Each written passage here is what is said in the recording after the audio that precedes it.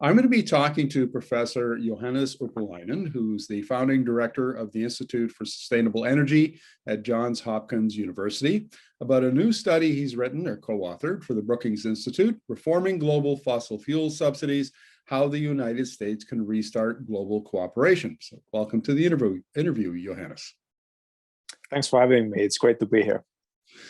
Johannes, maybe let's start with an overview of your study, please.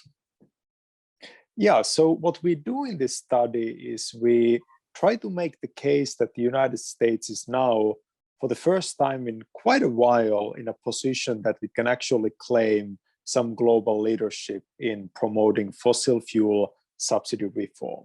And the reason for this is that President Joe Biden is the first executive in the United States in a very long time, has actually made some progress in dismantling domestic fossil fuel subsidies, which gives the United States some credibility when it goes to other countries in the group of 20, so the 20 largest economies of the world, and starts talking about the need to dismantle these subsidies, which are very harmful from the perspective of climate change, the environment, and public finances in general.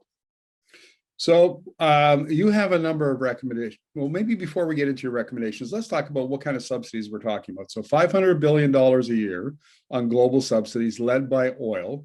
And what kind of subsidies are we talking about? There are two kinds of subsidies that we look at. The first one is so-called consumption subsidies. So these are things like the government saying that oil prices cannot be more than, let's say, $1 a gallon, or subsidized electricity for some or all consumers, or free natural gas for heating. These are the kinds of things that constitute consumption subsidies.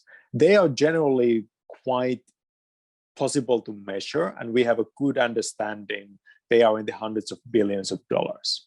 Then there are also production subsidies, so things like tax credits for oil exploration or subsidies for building pipelines and so on. These are much more difficult to quantify, but we think that they are also quite significant, possibly in the hundreds of billions of dollars. And these are the kind of subsidies that remain quite common in the industrialized countries, United States, Canada, United Kingdom, and so on.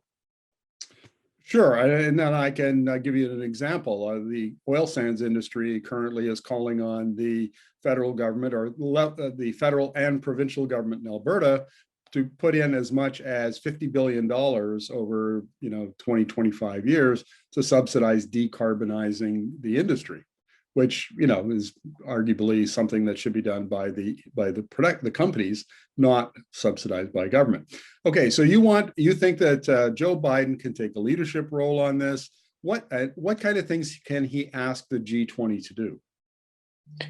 So the basic idea here is that because the Biden administration has already taken some action with these executive orders, reduce some of these direct subsidies to oil companies, to restrict the use of federal lands for drilling, and so on, the United States can now go to countries like Saudi Arabia and say, we are doing things. We are not just talking to you and telling you to reduce your consumption subsidies, but we are actually dealing with our own problems. And I think that's so important in global negotiations, that you can credibly say that we're actually making a domestic effort. So I think what we could see, if things go well in the next group of 20 meeting, is a kind of an ask for all countries to bring to the table their subsidies, document them, and then compare ways to reduce them, to dismantle them. Kind of like what we do in the Paris Agreement, where these countries are comparing their pledges and putting public pressure on each other to continue improving. Now, in the paper, you call for the US to ask the G20 to create a working group that develops that reform strategy, and also recommend that the countries link their reform strategies with their nationally determined contributions under the Paris Agreement. That's correct. And the idea of this working group is kind of to mimic the strategy in the Paris Agreement, where these countries come together, they measure their subsidies, they propose strategies for reducing them.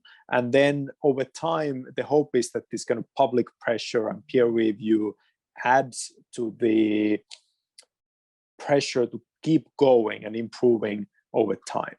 And the link to the nationally determined contributions, of course, is that because today climate change is such a salient and visible issue, finally, after decades of inaction, fossil fuel subsidies are very bad for climate because they encourage additional fossil fuel consumption. So if you remove them, that makes emissions reductions easier. Now, the third recommendation you have is that the US and I guess the other G20 members should provide technical and financial assistance to the least developed countries. And how should they do that?